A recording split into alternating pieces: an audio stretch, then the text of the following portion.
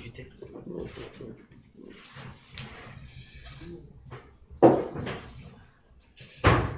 voilà.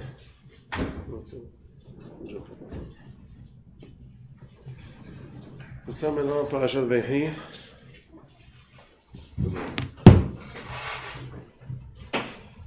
Parachat Vaïhi, nous dit Hazal, c'est une paracha Setouma. C'est quoi paracha Setouma? C'est une paracha, Setoum en hébreu, c'est-à-dire bloqué, bouché. C'est une paracha bouché. C'est quoi bouché? Vous savez tous que dans le Sefer Torah, on voit souvent des morceaux vides, des lignes. Au début, la ligne, il y a un mot, à la fin, il y a 2-3 mots, et au milieu, un espace vide, blanc. Et des fois, l'espace blanc, il est jusqu'à la fin de la ligne, et on retourne à la ligne. Et des fois, la ligne est fermée.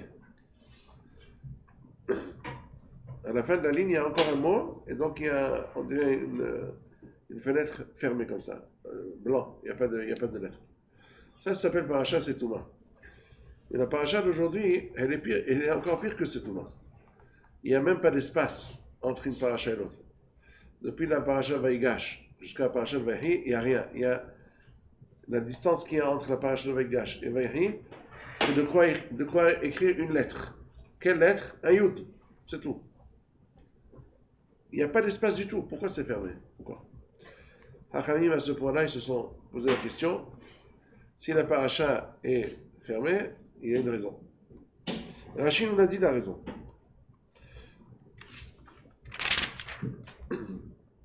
למה הפרשה זו סתומה? לבחור מרש"י לפרשה. לפי שכיוון שנפטר יעקב אבינו, נסתמו עיניהם וליבם של ישראל מצרת השעבוד שהתחילו לשעבדם. דבר אחר שביקש לגלות את הקצב ענה ונסתר ממנו. Deux raisons, dit Rashi. Pourquoi la paracha est Setouma? Parce que les yeux des Béné Israël et le cœur des Béné Israël s'est fermé dès que Yaakov Avinu est niftar. La paracha nous raconte déjà depuis le début de la paracha que Yaakov Avinu est niftar. Il n'y a pas d'air. En plus, c'est pas qu'il y a d'air, il y a de l'air chaud. Et donc ça ferme toute possibilité de respirer. Et il ne fait pas tellement froid, je veux dire. Il fait pas froid. On peut se passer du chauffage. Voilà. Donc la paracha, et c'est tout mal. La paracha est fermée, pourquoi? Parce que les yeux des Béné Israël et le cœur des Béné Israël étaient nistam et havat hashiabud. En fait, quand on voit le Midrash d'où Rashi a tiré cette explication, il n'est pas écrit nistemu enehem velibam shel Israël. Il n'est pas écrit. Il est écrit tout simplement כיוון שנפטר יעקב, השתעבדו בישראל. החל השעבוד, quelque chose comme ça.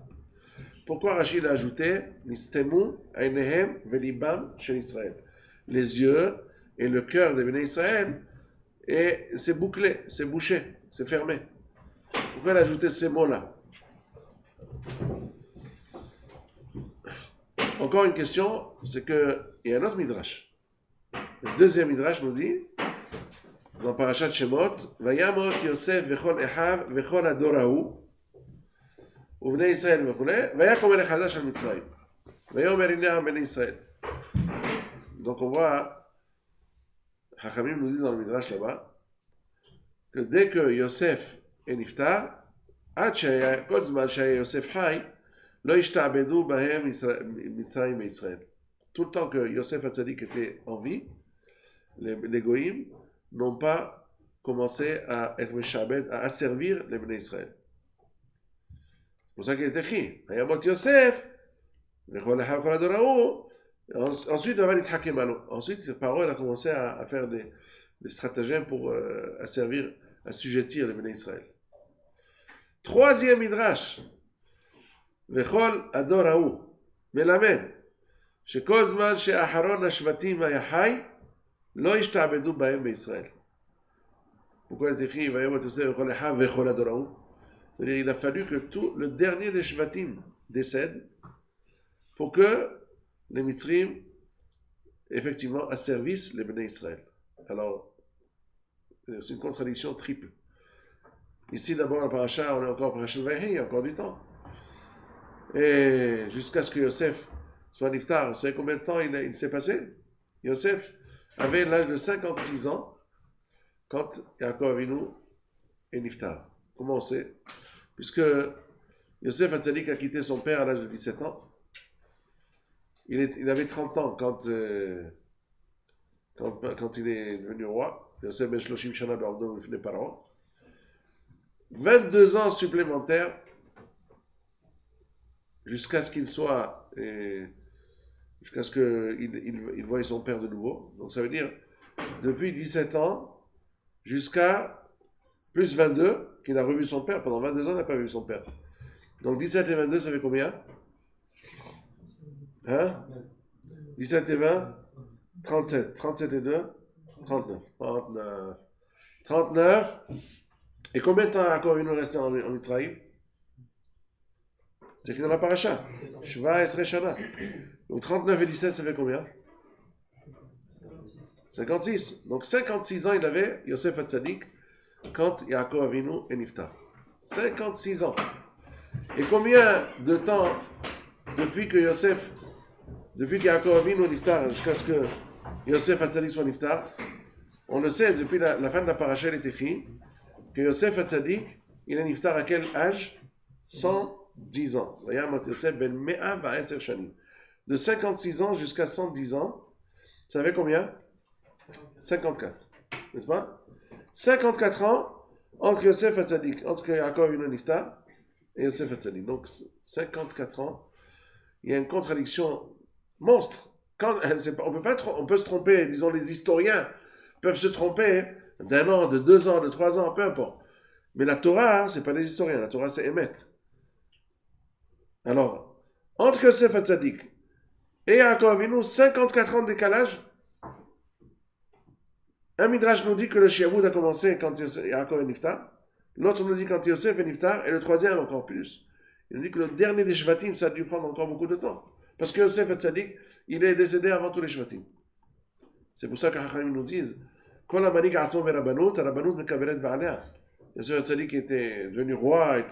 Quand on devient trop grand, on finit très, très vite. Voilà. Donc c'est pour ça que c'est difficile de comprendre. Comment résoudre cette contradiction? Alors, il y a des dizaines d'années, j'avais vu ça, ce Hidouche-là, des explications. En fait, il y a beaucoup de Fashim qui ont été dans ce derech-là. Mais celui qui m'a le plus touché, c'est Rabbi Yoel Moshe, Rabbi Yoel Misatma, Rabbi Yoel Tantelbom. Son premier Hidouche sur la paracha d'Ivrei Yoel, il dit cette explication extraordinaire qui est très riche de moussa, surtout pour les Bnei Torah, surtout qui étudient la Torah, très très important. Il dit la chose suivante. Il dit en fait, il y a eu 3 étapes dans le Shiaboud. Pour être Meshabed, un peuple comme Am Israël, c'était pas évident du tout. Imaginez une nation entière dans la famine qui a failli périr. Et du jour au lendemain, il y a un certain monsieur Yosef qui arrive, il est devenu presque empereur. Il arrive et il fait de l'ordre dans Mitzrayim, tout le monde reconnaît sa grandeur. Et il sauve carrément Mitzrayim de la famine, et non seulement il la sauve, il en fait une superpuissance. La superpuissance de l'époque, c'était Mitzrayim. Puisque tout le monde avait besoin de Mitzrayim pour survivre. C'était eux qui détenaient tout le pétrole de l'époque. C'était eux qui le détenaient. C'est le pétrole, pas pour les voitures, mais pour les hommes. Il faut manger. Donc c'était une superpuissance. Donc ils avaient, même si c'était des gens les plus mauvais, mais il y a une certaine Akaratatov, un minimum d'Akaratatov. Une nation entière était redevable à Yosef Hatzadik, à ses frères, à toute cette génération-là qui sont venus comme des sauveurs et ils leur ont sauvé la vie. Alors venir du jour au lendemain, Paro, il va venir, ouais, allez, toute cette nation-là qui nous ont fait tellement de bien, on va les asservir. Tout de suite, allez, on va leur donner des coups. Il faut qu'ils travaillent. Personne n'aurait accepté cela. Il se serait fait renverser tout de suite. Le premier jour qu'il aurait fait cette proposition dans son Sénat ou l'Assemblée nationale, il l'aurait mis tout de suite à la poubelle. Il n'aurait pas, c'est impossible. Alors il a compris que c'est pour ça qu'il dit Havan Nithakemalo, il faut faire une astuce. Il a dit c'est quoi Nithakemalo?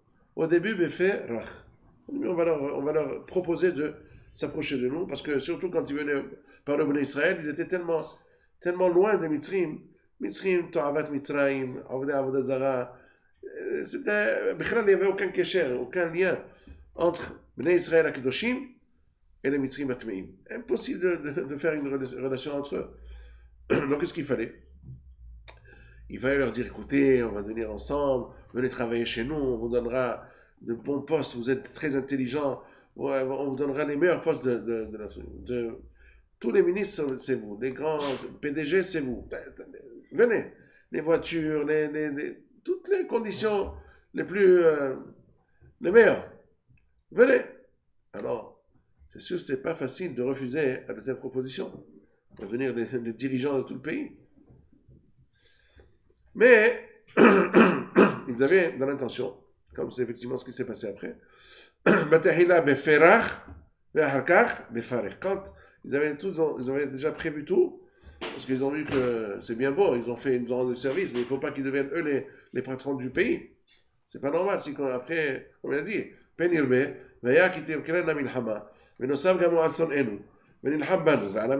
après ils vont nous... C'est ce qu'ils pensaient par eux en tant que maître du pays. Ils voyaient toujours premièrement, la pérennité de sa dynastie. Premièrement, c'est lui il passe avant tout. C'est bien beau qu'il aura rendu service, mais il faut qu'il assure sa continuité. Alors, il a dit au début, parce qu'on leur dit, venez travailler. On ne sait pas travailler. C'est bien ce qu'ils ont dit la semaine dernière, on a vu dans la paracha. Alors, nous sommes que des bergers, on ne sait rien faire d'autre. Si vous ne voulez pas qu'ils vous embêtent, que vous faites ceci, faites cela, dites-lui que vous ne savez rien faire. On sait rien faire, on sait que des bergers. Parce que lui il va dire, si ils ont un frère aussi brillant, alors certainement que tous ils doivent être brillants. Alors on va s'en servir. Alors, il savait très bien qu'on n'est pas venu ici pour diriger un pays, ni pour prendre les hanaot à la de ce pays-là. On est venu pour être en Vedachem. On a une gzera.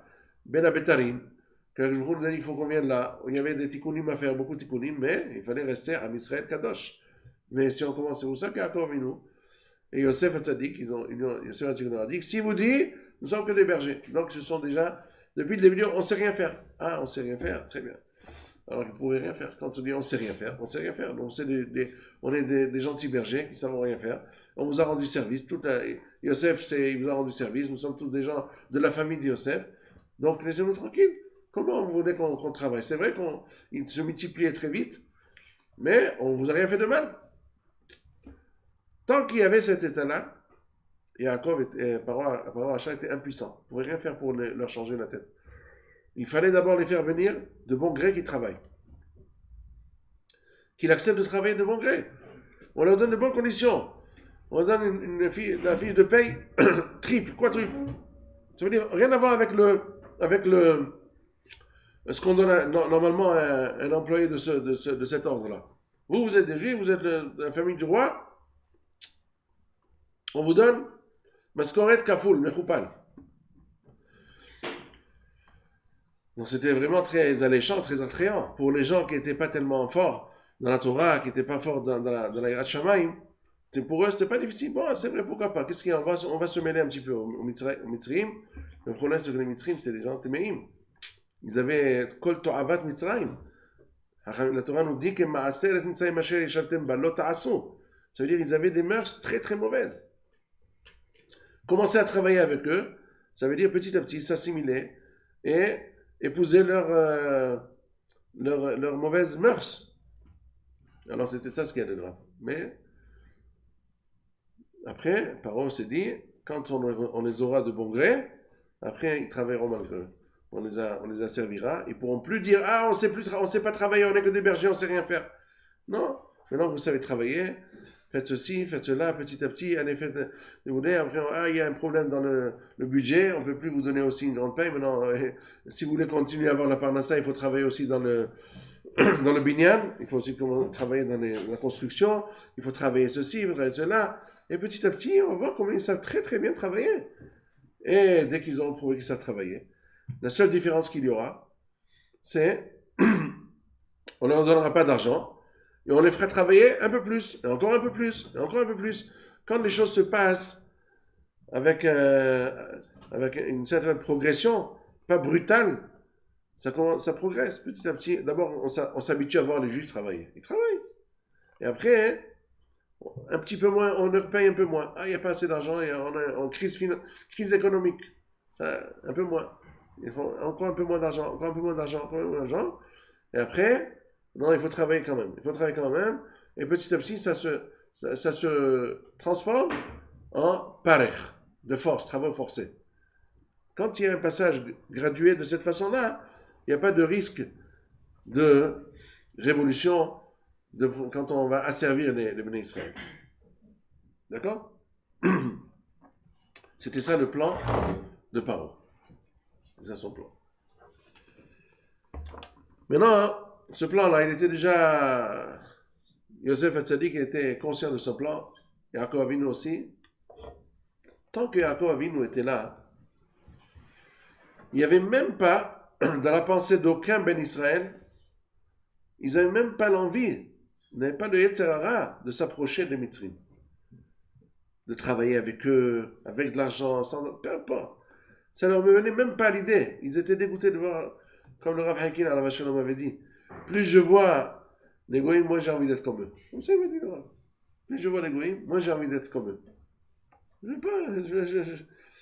Ça ne me vient même pas à l'idée. Je ne veux pas être comme eux. Leur façon de vivre, leur façon il n'y a pas de Torah, il n'y a pas de Kedusha. Ça me dit rien.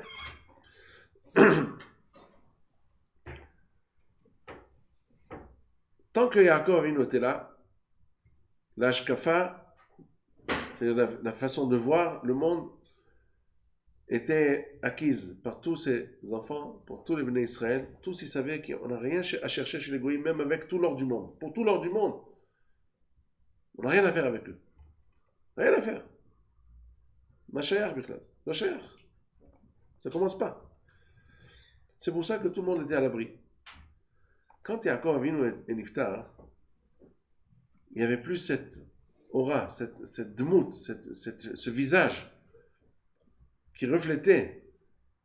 Tant qu'on voyait Yaakov Avinu, c'était une autre génération. Il y avait la Kedusha, la sainteté qui était avec tous les Bnei Israël. Tout le monde était convaincu qu'on ne peut rien faire chez les Mitzrim. Jamais, pour aucun ordre du monde. Il n'y avait même pas besoin de les forcer ou de leur dire non, il ne faut pas y aller. Non, chacun était convaincu. Yaakov Avinu était le roi, les yeux, la prunelle des yeux de tout le monde. Et tant qu'il était là, tout le hinour qu'il leur a donné pendant toute leur vie, il était là, il était présent. Dès que Yaakov Avinu est niftar, alors, ça veut dire qu'en fait, le Shemoud était déjà là, potentiellement.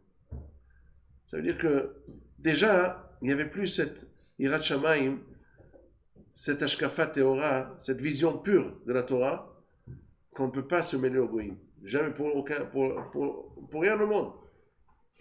Déjà, à concert, ils se sont refroidis. Alors, il y en avait quelques-uns, ils se sont dit pourquoi pas.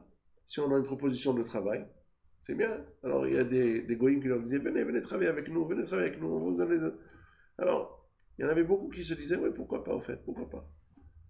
Mais ils ne pouvaient pas le faire. Non, physiquement, c'est-à-dire qu'ils ne pouvaient pas mettre en application leur envie d'aller travailler et se mêler avec les goïms. Ils ne pouvaient pas. Pourquoi? Parce que Yosef Hatzadik était encore en vie. C'était le roi absolu de toute Mitzrayim. C'était lui qui détenait les clés du travail. Et lui, il interdisait formellement à ses frères d'être engagés par des goïs. Il y en a qui venaient demander Yosef, on a Parnassa, un peu de problème. Tu peux me donner un permis de travail, rien que faire ceci. Non, pas question. Va étudier la Torah, pas question. Laissez pas faire. Yosef Hatzadik, c'était le frein contre l'assimilation parce qu'il avait tous les pleins pouvoirs. Quand Yosef est niftar, alors déjà ce frère-là s'est lâché, et tous ceux qui avaient vraiment envie de se mêler au Goïm, ils ont pu le faire. Personne ne l'interdisait plus. C'est vrai que les autres Shvatim, ils étaient là encore, mais ils n'avaient pas le pouvoir de les arrêter. Donc ceux qui étaient faibles dans leur ashkafa, dans leur envie d'être kadosh, ils voulaient être kadosh, mais il y avait des tentations. Pourquoi vivre comme ça dans la pauvreté alors qu'on pourrait en un clin d'œil prendre un beau chèque et améliorer les conditions de vie? Ils ne voyaient pas tellement plus loin que leurs yeux, que leur nez. Hein? Quelles sont les conséquences qu'il pourrait y avoir si ce n'est pas aujourd'hui, demain, après-demain, la prochaine génération, elle ne voit pas la conséquence. Et on voyait, au jour le jour. Tant qu'Yaakov était là, on voyait les conséquences, on voyait tout était clair. Il n'y a pas de brouillard. Quand Yaakov est niftar, brouillard. Maintenant, Paro, quand il a vu cela, alors c'est bien. Maintenant, les Juifs ont commencé à s'assimiler. Quand ils se sont assimilés, alors maintenant, il fallait passer à la deuxième phase du plan. Maintenant, les asservir de force. Ce n'était pas encore possible. Tant que le dernier des Shvatim était encore en vie, les Mitzrim, la nation égyptienne, se rappelait encore des bienfaits de cette famille-là miraculeuse qui est venue les sauver de la famine. Jusqu'au jour où le dernier des Shvatim, quand le dernier Shvatim est Niftar, alors le monde avait changé, la génération avait changé, c'est pas pour rien que la Torah nous dit cela. C'est-à-dire que toute la génération a changé. Maintenant, on pouvait envisager de passer à la deuxième phase du plan, transformer le Perach en Parech. Et c'est là que ça a commencé. Donc il n'y a aucune contradiction, dit le Rabbi Yoel Misatmar alav shalom. Aucune contradiction entre les trois phases. Première phase, c'est la phase idéologique. Deuxième phase, c'est la phase où Yosef Hatzadik a arrêté de freiner l'envie d'aller travailler, de se mêler au Goïm volontairement. La troisième phase, c'est quand ça a passé de Perach au Parech. On voit la différence et la conséquence. Shevet Levi. Shevet Levi, eux, ils n'ont pas été Mishtabenim, comme on sait, ils n'étaient pas assujettis. Shevet Levi, ils n'ont jamais travaillé les travaux forcés en Mitzrayim. Pourquoi? Parce que Shevet Levi, eux, ils savaient, on leur avait déjà dit, attention, vous allez être après les prêtres au Har Sinaï. Après Matan Torah, vous allez être les prêtres, vous allez être ceux qui dirigeaient l'Armée Israël, faites attention, ne pas vous mêler au Goïm. Si vous vous mêlez, vous allez perdre votre valeur. Alors ils ont fait attention. Donc eux, ils avaient toujours cette idéologie très forte en eux. Ils n'ont jamais accepté de travailler avec les Goïm, de se mêler à eux de bon gré. Donc s'ils ne pouvaient pas se mêler à eux de bon gré, il n'y avait aucune raison que du jour au lendemain, on les prenne de force. Parce qu'on a dit que c'était progressif. Ça a commencé de bon gré, et après c'est transformé malgré. Mais ceux qui n'ont jamais vu toute une tribu, jamais les ont vus travailler. Toujours ils étaient là, ils avaient certainement des habits différents, ils avaient un drapeau différent, c'est Shevet. Donc, la même raison qui ne permettait pas à Paro d'asservir tout le clan d'Israël de force, elle était toujours valable pour Lévi. Donc Lévi n'ont jamais travaillé. Donc Lévi, ils ont gardé cette dvekut, Bakdusha, cette Irat Shamayim, cette Ashkafa, comme Yaakov Avinu, donc ils n'ont jamais travaillé. C'est pour ça que Paro n'avait aucun impact sur eux. Donc qu'est-ce qu'on a vu de là? Ceux qui étaient attachés au Da'at Torah, au Rabbanim, au Tzadikim, ils ont gagné la partie. Quand on est toujours, on suit toujours les Gdolim, on suit toujours le Hachmei Torah, on est toujours sûr d'être en sécurité. Et c'est ce qui s'est passé. Donc ils ont eu ce grand privilège-là de ne pas. Maintenant on comprend pourquoi Rachid dit Nistemu Ainehem Veliba. C'est pas écrit dans le Midrash. Rachid qui l'a ajouté. Pourquoi? Parce que Rachid avait justement cette question-là. Comment on peut dire que le Shiaboud a commencé depuis Yaakov alors qu'on sait très bien qu'il n'a pas commencé depuis Yaakov? C'est pour ça que Rachid a été obligé d'ajouter Nistemu. C'est pas que c'est pas que le Shemoud a commencé. Et là, Nistemu, Enehem, Velibam chez Israël, c'est le cœur, c'est la shkafa, c'est fermé. On voyait plus clair, on voyait plus clair. J'ai vu un assez extraordinaire, un des Talmidim du Hatam Sofer. C'est le Hatam Sofer, à Shalom. Il habitait en Europe centrale. Aujourd'hui, c'est la Slovaquie. Il y avait une ville qui s'appelle, aujourd'hui, elle s'appelle Bratislava. À l'époque, ça s'appelait Presbo. Donc, cette ville-là, le Hatam Sofer a fait une très grande yeshiva. On venait à cette yeshiva-là de tous les coins du monde. On venait de tous les coins de l'Europe. Il a formé des grands talmidim qui étaient devenus eux-mêmes des grands talmidim hachamim, des villes, des rabbinim de grandes villes, des avot batedin, des geonim atzumim. L'un d'eux s'appelait Rabbi Meir H. C'est quoi H? H, c'est Rachetevot Eisenstadt. H. Alors lui, il était devenu le rav d'une des plus grandes villes de Hongrie, Ungvar. Un jour, de temps en temps, bien entendu, les talmidim Hatam Sofer, du vivant de leur rav, ils venaient lui rendre visite. L'Agbil Penelabo Baregel, ils venaient de leur ville jusqu'à chez lui. À l'époque, les conditions du voyage, ça prenait du temps. Et ils venaient quand même pour lui rendre visite. Un jour, ce Rav-là, qui est devenu un très grand Talmid Chacham, une grande sommité de Halacha, Rav d'une grande ville en Hongrie, il arrive pour rendre visite au Hatam Sofer. Et il attend, en attendant que le Rav puisse le recevoir, il attendait. Et il pleurait. Il pleurait, il pleurait, il pleurait. Et le fils du Hatam Sofer le voit et dit, Rabbi, pourquoi tu pleures? Qu'est-ce qu'il y a? Tu n'es pas content? Au contraire, tu dois être content aujourd'hui de voir le Rav. Il dit, oui, oui, mais tu sais pas qu'est-ce qui m'arrive, je sais plus quoi faire. Qu'est-ce qu'il y a? Souvent, je recevais des lettres du Hatam Sofer.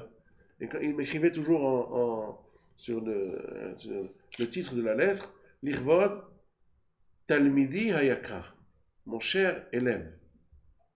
Et ces derniers temps, il a arrêté de m'écrire Talmidi Hayakar. Ça veut dire que Hasbe Shalom, il a vu quelque chose en moi qui n'est pas clair. Et donc, ça veut dire que je mérite plus d'être nommé Talmid. Quoi, je suis plus à la hauteur d'être nommé Talmid du Hatam Sofer. Ça me fait très peur. Il faut que je voie, je ne sais pas, j'ai dû certainement faire quelque chose. Et le Rav, avec son roi HaKodesh, il a dû voir que j'ai fait quelque chose de pas bien. Donc il faut que je lui demande qu'est-ce qui se passe, pourquoi. C'est pour ça que je suis très désemparé, je ne sais plus quoi faire. Alors, le fils de Hatam Sofer est rentré, il a dit, papa, tu sais, le Rav, Rabbi Meir H, Maram H, il est là, il est en train de pleurer, il sanglote. Il se dit, qu'est-ce qui se passe? Alors, Hatam Sofer a fait un grand sourire, il a dit venez, venez, Rav, il a embrassé, il a montré comment il l'aimait beaucoup. Il a dit non, Hasbe Halila, pourquoi tu penses que jamais de la vie, jamais, jamais, pas du tout, c'est pas ça. Alors pourquoi le Rav m'écrit plus Talmid? Le meilleur honneur, tous les shvahim que vous m'écrivez, tous les honneurs que vous m'écrivez, c'est rien pour moi tout ça. Le meilleur honneur pour moi, c'est d'être votre Talmid. Alors pourquoi vous m'écrivez pas Talmid? Écoute, moi, si j'avais le temps comme toi, aujourd'hui, moi, je suis très très pris par les Talmidim. Je dois étudier avec Baba Kama, Baba Mtia, Baba Batra. Donc, il y a beaucoup de Masertov que je ne connais pas tellement. Je les connais. Kadashim, Taharot, hein, c'est Masertov. On n'étudie pas avec Talmidim dans la Yeshiva. Je n'ai pas tellement le temps de les étudier, mais je vois que toi, Baruch Hashem, comme tu n'as pas tellement, tu n'as pas une Yeshiva, tu es le Rav de la ville, c'est vrai, mais ça ne prend pas autant de temps. Donc, tu as le temps d'étudier Kadashim et Taharot. Et je vois que tu t'y connais beaucoup mieux que moi dans Kadashim Tarot. Comment je peux t'appeler Talmid? Tu n'es plus mon Talmid, tu es meilleur, tu es comme Havruta, tu es comme moi. Comment je vais t'appeler moi Talmid? C'est pour ça que j'ai arrêté de t'appeler Talmid. On voit comment vraiment la continuité de l'Arab Israël, la tzlaha de tout le monde, tous les tzadikim dans toutes les générations, tous les gdolei hachamim, c'est le fait qu'ils étaient toujours la main dans la main avec leur rabbanim, avec la génération d'avant. Celui qui ose faire une bifurcation, ouais, comme ci, comme ça, il n'est pas sûr de rester sur l'arbre. Il risque facilement de perdre la prise et tomber à l'Ohaz de Shalom. Il faut être toujours attaché à l'ancienne génération. Ça, c'est un grand moussard. Malheureusement, on voit ceux qui, de nos temps, ils ont perdu la voie. avec eux à la fin. Hein? Comment ils l'ont perdu? Parce qu'ils ne se sont pas attachés, ils se sont crus plus intelligents que les anciens. Quand on se croit plus intelligent que les anciens, on finit par perdre la route.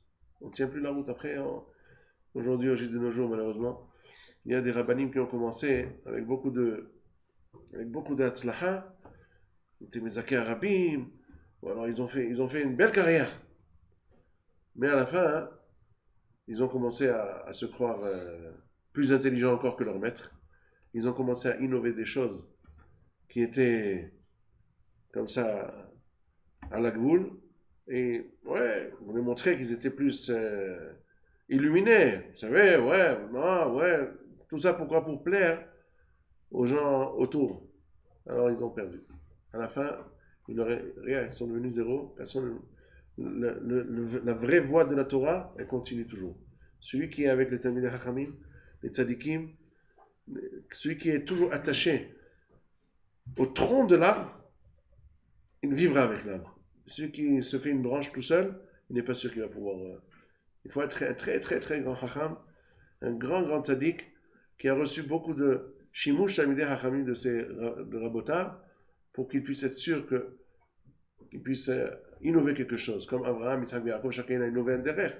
Mais c'était toujours attaché avec. C'est ce qu'on apprend de cette paracha-là. Donc, Bezrat Hashem, que toujours, on suive la voie de nos rabbanim, de nos tzadikim. Toujours, im lo teda'ilach hayafa banashim, tse'ilach be'ikevei atzon u'na'i et gediotaich al mishkenot haroim. Un passage qui nous dit, si on ne sait pas, on ne sait plus quoi faire, on est dans une paracha d'Achim, dans un chemin qui se divise en deux, on ne sait pas quoi faire, tout de suite il faut regarder derrière. Qu'est-ce qu'ils ont fait nos ancêtres? Qu'est-ce qu'ils ont fait nos abotenu? Qu'est-ce qu'ils ont fait? Toujours être attaché au moussard de nos rabbanim, c'est comme ça qu'on sera sûr que l'Atzlaha sera toujours avec nous et qu'on jamais on sortira de la voie. On sera toujours dans la bonne voie jusqu'à ce que Mashiach Tzidkenu arrive. Amen.